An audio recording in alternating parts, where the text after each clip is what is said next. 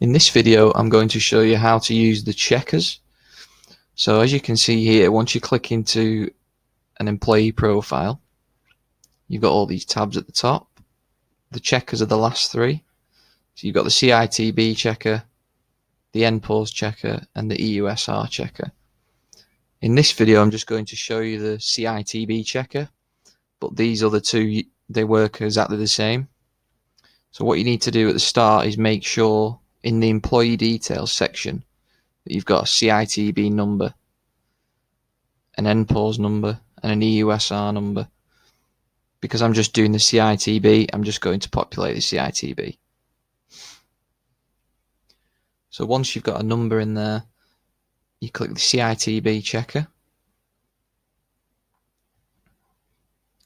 You then click Retrieve CITB information, and you can also click Perform Comparison between CITB and local.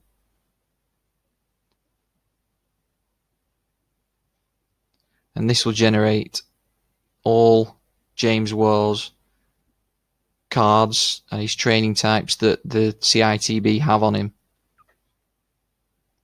So it can perform a comparison on what you hold on him and what they have in their database. You can also replace the employee picture that you have on him with the CITB picture, so then that'll come through to his main profile on his page there.